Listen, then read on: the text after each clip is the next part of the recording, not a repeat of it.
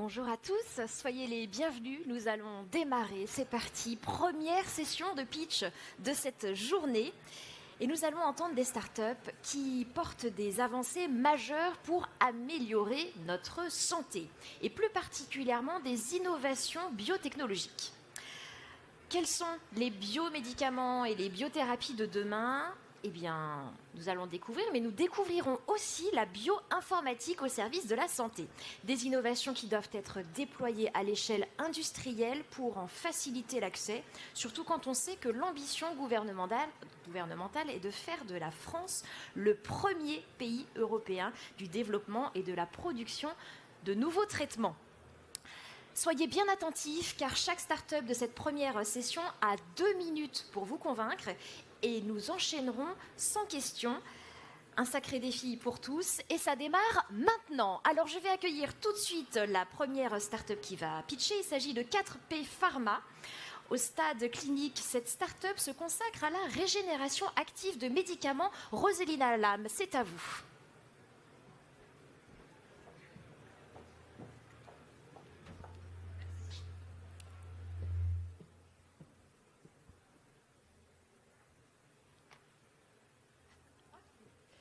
Bonjour à tous, je suis Roselina Lam et je suis responsable du business développement et des acquisitions chez 4P Pharma.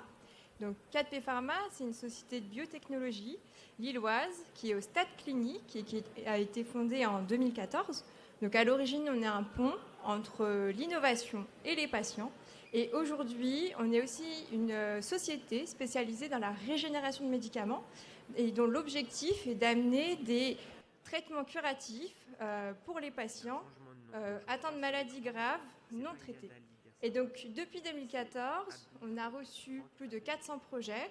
Dans un premier temps, des SAT, puis ensuite de sociétés de tech spécialisées dans le drug discovery et aussi de d'autres sociétés de biotechnologie. Nous avons testé 30 de ces projets dans nos laboratoires qui sont situés à l'Institut Pasteur de Lille. Et nous avons du coup sélectionné 2 projets également pour du coup des essais cliniques qui sont portés par nos filiales. Nous avons également 7 projets qui sont dans notre pipeline actuellement. Donc dans nos filiales, nous avons donc Formoving Biotech qui est spécialisé donc dans le traitement curatif pour l'arthrose, et nous avons For Living Biotech qui est spécialisé donc dans le traitement des détresses respiratoires aiguës. Et ces projets nous ont été présentés par des SAT. Nous sommes en train de préparer du coup des phases 2B aujourd'hui et nous prévoyons une autorisation de mise sur le marché pour l'un de ces projets dans les 2 ans. Donc nous sommes toujours à la recherche de nouveaux projets.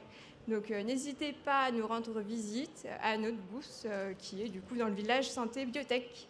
Voilà, merci à tous pour votre attention. Merci beaucoup Roselina. Découvrons maintenant Aberactive, qui bioraffine les grandes algues marines à l'aide d'enzymes. Bienvenue à Bernard Cloarec. Bonjour, voilà, donc je m'appelle Bernard Cloarec, je viens de la station biologique de Roscoff, et d'où la partie algues, parce que la station biologique de Roscoff est vraiment très spécialisée, dans les grandes algues marines, et 2, dans les bactéries associées à ces algues qui recyclent donc la biomasse. Donc il y a de plus en plus d'ingrédients qui sont extraits des algues, donc ce qu'on appelle nous des ingrédients algosourcés. Donc c'est les nouvelles utilisations. Alors bon, c'est essentiellement des biostimulants, de la nutraceutique, de la cosmétique. Il n'y a pas encore beaucoup de pharmacie, mais ça vient. Et donc, quand on veut préparer ces ingrédients, la plupart du temps, c'est des techniques d'extraction un peu polluantes et puis sans réelle flexibilité. Donc, nous proposons des enzymes que nous avons déjà pré-industrialisées pour extraire ces ingrédients. Donc, l'avantage, effectivement, c'est que c'est beaucoup moins polluant, puisque, en particulier, beaucoup moins riche consommateur d'énergie. Et l'autre possibilité, c'est en combinant les enzymes de fabriquer des produits extrêmement ciblés et qui sont... donc on peut jouer en fait, on peut faire de la dentelle ou de la haute couture, comme vous préférez, pour préparer nos ingrédients. Donc l'intérêt, c'est que les ingrédients sont beaucoup plus ciblés. On peut les faire à façon pour des entreprises. Alors notre modèle économique, c'est 1, de vendre des enzymes et 2, de vendre des ingrédients. Ce qu'on vise, c'est nos clients, ce seront des ingrédientistes, des formulateurs. Bon, on n'ira sans doute pas jusqu'au distributeur, encore que. Merci. Merci beaucoup, Bernard. Et parfait, vous tenez le timing impeccablement. Vous avez un timer d'ailleurs sur scène pour vous aider sur ces 2 minutes. Et on poursuit avec Alsimo, un nouveau médicament pour gérer l'hypertension artérielle pulmonaire. Et c'est Rémi Delansorne qui va nous en parler. C'est à vous. Bonjour à tous, je suis Rémi Delansorne et je préside Alsimo. Alsimo développe un candidat médicament contre l'hypertension artérielle pulmonaire, qui est une maladie rare et mortelle. L'hypertension artérielle se caractérise par l'épaississement des artères et des artérioles, voire même des vénules, voire même jusqu'à l'occlusion. Jusqu'à 1995, il n'y avait aucun traitement spécifique et la survie des patients n'excédait pas 2 ans. Dans les 25 dernières années, une douzaine de médicaments, tous vasodilatateurs, ont permis de tripler l'espérance de vie des patients et de créer un marché mondial de 7 milliards de dollars. Malgré tout, l'hypertension artérielle pulmonaire reste incurable et un patient sur 12 meurt encore chaque année. Au lieu de vasodilater les vaisseaux, notre candidat médicament s'attaque au remodelage vasculaire en stoppant son développement, sa progression. À l'origine du projet, il y a la découverte très originale que les récepteurs NMDA, bien connus dans le cerveau, sont impliqués dans le remodelage vasculaire dans le poumon. Notre candidat médicament et son backup appartiennent donc à une série brevetée d'inhibiteurs des récepteurs NMDA qui ne passent pas dans le cerveau pour éviter d'y produire des effets secondaires. Alsimo est implanté dans le bâtiment de recherche translationnelle de l'Université Paris-Saclay, sur le campus de l'hôpital Bicêtre, juste à côté du service du professeur Imbert, un spécialiste mondial de l'hypertension artérielle pulmonaire. L'objectif d'Alsimo est de lancer l'année prochaine le développement préclinique réglementaire et d'entrer en phase 1 clinique en 2026. Merci pour votre attention. Merci beaucoup, bravo Rodrigue. Bravo Rémi, pardon. C'est Rodrigue qu'on va accueillir maintenant. On va écouter Ankial. On poursuit donc sur ces innovations au sujet des santé, des biotechnologies. Un médicament orphelin pour le traitement de la cardiomyopathie hypertrophique. Je vous laisse nous dire tout ça. Merci. Donc, bonjour à tous, je suis Rodrigue Rossignol, je suis le CEO d'Ankial, une start-up pharma qu'on vient juste de créer à Bordeaux. Alors, chez Ankial, on s'intéresse à la centrale énergétique du corps humain, les mitochondries, et nous avons dans chacune de nos cellules des petites machines qui vont extraire l'énergie contenue dans les aliments et qui va la transférer aux cellules pour nos activités biologiques. Ce que nous faisons en Ankial, nous développons un médicament qui a la capacité d'activer la mitochondrie et nous avons formulé un sirop à destination pédiatrique qui associe 2 actifs avec une efficacité synergique brevetée. Ce sirop permet notamment pour des jeunes enfants avec des maladies rares d'éviter les problèmes de fausses routes. L'indication que nous allons traiter avec ce médicament qui s'appelle ANC 0121 est la cardiomyopathie hypertrophique. Il s'agit d'un groupe de maladies cardiaques génétiques la plus fréquente qui compte environ 20 millions de patients dans le monde et on peut décliner des cardiomyopathies hypertrophiques fréquentes avec des mutations dans des gènes de structure ou des cardiomyopathies dans des maladies rares.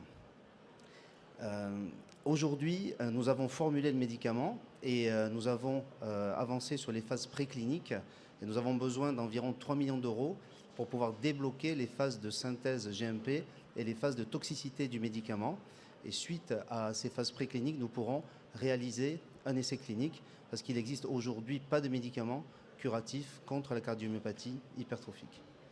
Si vous avez des questions, je suis sur le stand santé. Merci beaucoup à vous, Rodrigue. Nous poursuivons. La prochaine start-up s'appelle Apatheia. Comment traiter les troubles neurologiques, notamment les douleurs neuropathiques? C'est Franck Abi qui vient nous en parler. Et non pas Yadeli comme prévu. Non, pas Yadeli. Donc vous voyez Désolé. le nom ici. C'est à vous. Bonjour, je m'appelle Franck Abi. Et en fait, nous travaillons à Apatheia. C'est une start-up qui développe des nouvelles solutions pour traiter les douleurs neuropathiques. En effet, les douleurs neuropathiques, en fait, ce sont des douleurs définies comme des douleurs chroniques qui sont associées à des lésions de nerfs ou des maladies affectant le système somatosensoriel. En d'autres termes, ce sont des douleurs qui sont incapacitantes, qui sont quotidiennes et qui durent dans le temps. Et qui malheureusement affectent tout type de population, qui va de l'enfant, le senior, à l'adulte. Malheureusement, ça concerne à peu près 7 à 8% de la population mondiale et c'est associé à des coûts autour de plus de centaines de milliards d'euros, en coûts directs et en coûts indirects. Hélas, face à cela, il y a très peu de solutions existantes. En effet, les principales solutions qui sont données en première intention sont les antiépileptiques ou les antidépresseurs. Hélas, ces médicaments sont associés à beaucoup d'effets secondaires et très peu d'efficacité. De plus, il était donné en première intention des médicaments de troisième ligne, qui sont en fait des opioïdes et qui malheureusement ont été associés à plus de 30 millions de victimes de par le monde. D'où la nécessité de développer des nouveaux médicaments. Et c'est là que nous intervenons chez Apatheia, en fait, basé en fait, sur un mécanisme d'action nouveau qui nous a permis de savoir en fait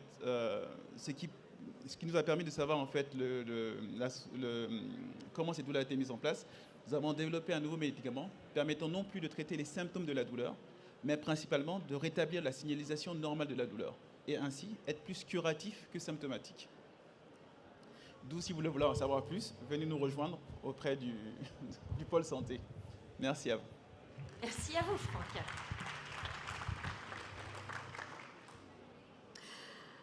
On poursuit. On va s'intéresser maintenant à ces petites molécules dont l'action est centrale au fonctionnement du cerveau.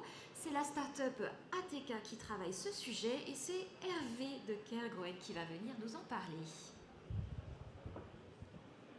Bonjour Hervé. Merci beaucoup. Bonjour, je suis le président d'ATK. ATK, c'est issu de Connectus, Strasbourg. Fabienne Maton, Sandrine Rob, je les remercie. Et notre société se base sur un brevet très large qui est le fruit de 15 ans de recherche de plusieurs universités françaises.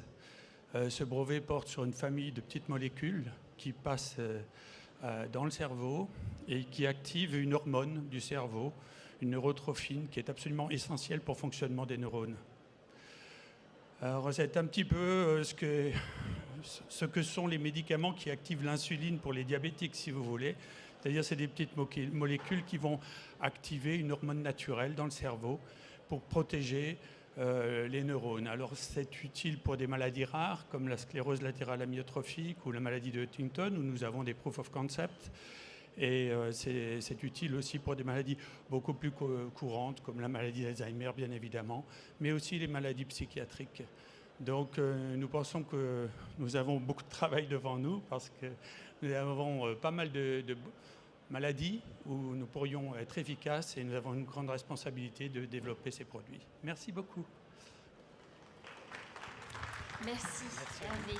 Et oui, des sujets essentiels, vraiment, on parle de la santé. Nous allons poursuivre, j'espère que vous êtes toujours bien concentrés, on poursuit ce marathon des startups avec Epianx Thérapeutique, des anticorps contre les bactéries résistantes aux antibiotiques. Louis Farge, merci de me rejoindre. À vous. Bonjour, merci. Je m'appelle Louis Farge et je suis le CEO d'Epinext Thérapeutique, une société de biotechnologie issue de l'université Grenoble-Alpes et soutenue par la SAT Lynxium. Alors, pour vous expliquer ce qu'on fait, peut-être il y en a dans la salle qui ont eu la chance, ou pas, d'assister au dernier concert de Madonna qu'elle donnait à Paris, je crois, hier soir et avant-hier soir. Et donc, s'il y en a certains parmi vous qui ont eu cette chance, vous savez qu'elle reprend sa tournée mondiale après un séjour long en soins intensifs à cause d'une grave infection. Son aventure nous rappelle l'avancée extraordinaire qu'ont représenté les antibiotiques il y a maintenant 80 ans et qui ont permis que Madonna reprenne cette tournée. Alors, les antibiotiques, c'est des médicaments extraordinaires, mais ils ont une faiblesse majeure, c'est qu'ils s'usent quand on s'en sert. C'est-à-dire qu'à chaque prescription, il y a une pression de sélection qui est mise pour sélectionner des bactéries résistantes à ces antibiotiques. Aujourd'hui, 82 ans après la découverte des premiers antibiotiques, la résistance bactérienne est reconnue comme une menace de santé publique mondiale majeure par l'Organisation mondiale de la santé. Chez Epinext Thérapeutique, nous développons une nouvelle approche des nouveaux médicaments antibactériens sous la forme d'anticorps monoclonaux qui ciblent donc les bactéries résistantes. Pour cela, nous utilisons une technologie particulière à base de protéoliposomes qui nous permet de développer des anticorps extrêmement affins pour les bactéries les plus résistantes. Nous travaillons sur une première bactérie avec un premier anticorps qui est en développement, qui va bientôt, j'espère, atteindre le développement préclinique. Et cet anticorps cible la bactérie Pseudomonas aeruginosa. Pour ceux qui ne la connaissent pas, Pseudomonas est responsable d'environ 15% des infections acquises en milieu hospitalier et en soins intensifs, elle est fatale dans 70% des cas. Si vous voulez en savoir plus sur notre projet, je suis au stand B23. Merci. Merci beaucoup, Louis. Alors, on va s'intéresser maintenant aux maladies chroniques associées à l'obésité avec Exadex Innov. Et c'est Luigi Formicola qui vient. Nous devions avoir Vincent Dany, mais vous allez bien sûr porter tous ces messages avec autant de brio. C'est à vous.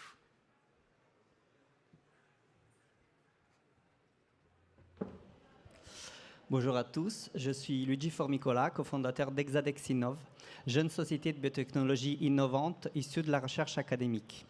Nous développons une technologie brevetée unique au monde parce qu'elle est la seule aujourd'hui capable de générer des modèles de graisse humaine en culture pour la recherche.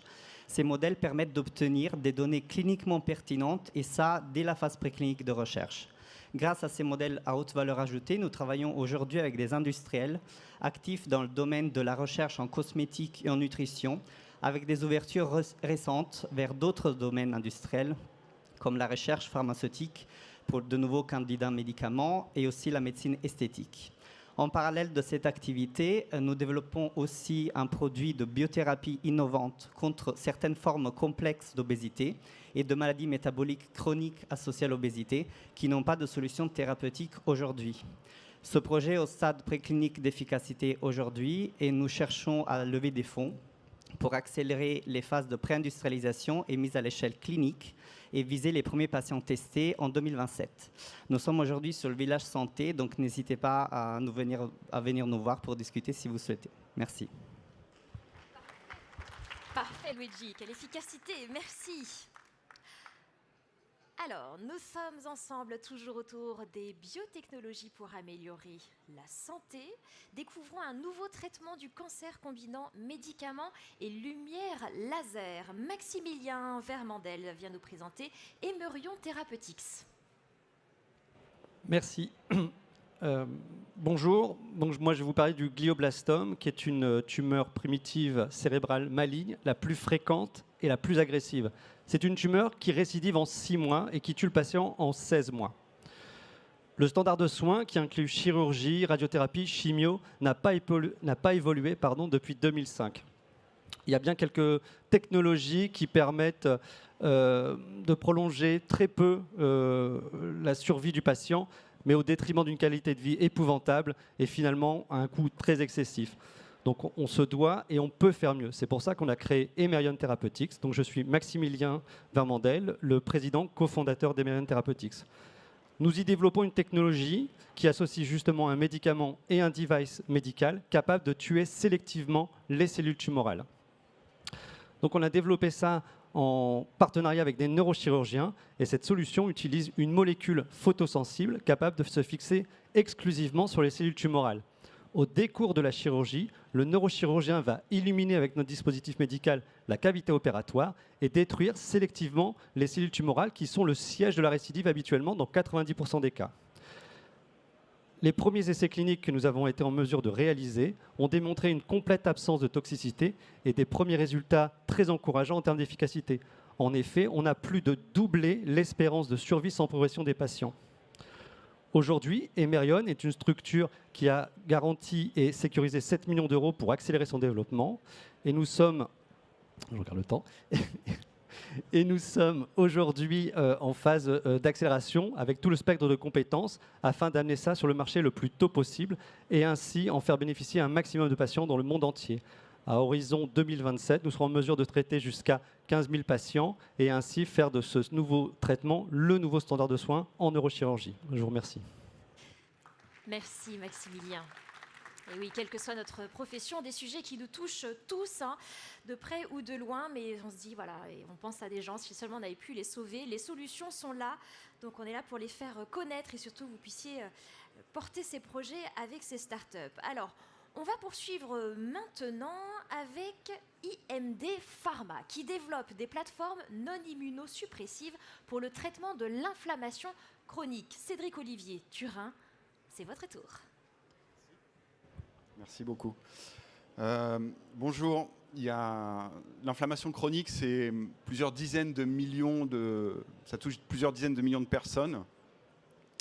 Psoriasis, polyarthrite rhumatoïde, sclérose en plaques, fibrose. Vous avez sans doute entendu parler de ces maladies qui sont toutes liées à un déséquilibre du système immunitaire qui produit de manière durable trop de signaux pro-inflammatoires au détriment des signaux anti-inflammatoires qui, eux, favorisent la résolution de l'inflammation. Et ça fait plus de 25 ans que la réponse thérapeutique, c'est l'immunosuppression.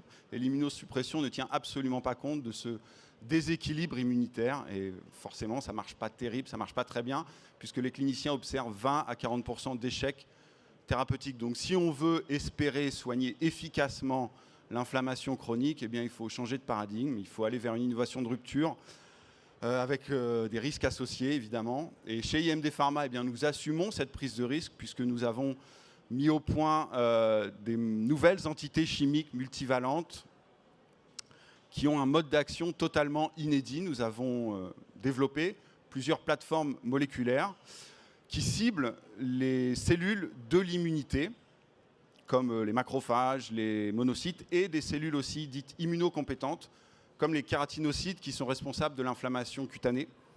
Donc notre concept, c'est la réhabilitation de ces cellules immunitaires et des cellules immunocompétentes. Donc on a levé 1 million d'euros en 2021 pour consolider nos preuves d'efficacité en inflammation articulaire, en inflammation cutanée et en neuro-inflammation.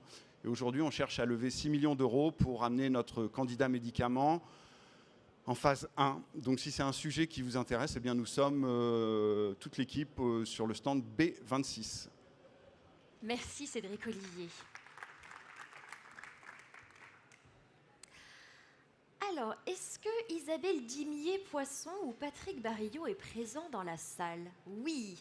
Alors, nous allons pouvoir découvrir l'Ovaltech, une start-up qui développe des vaccins d'innovation protéique et par voie nasale. Merci. Bonjour. Donc, je suis très heureux de pouvoir vous présenter l'Ovaltech. L'Ovaltech, c'est une start-up deep tech qui a été créée en 2022 pour repousser les limites de l'immunologie et de la vaccination. Alors, repenser la vaccination, c'est offrir à la population mondiale une couverture, une protection plus large que celle que nous avons aujourd'hui.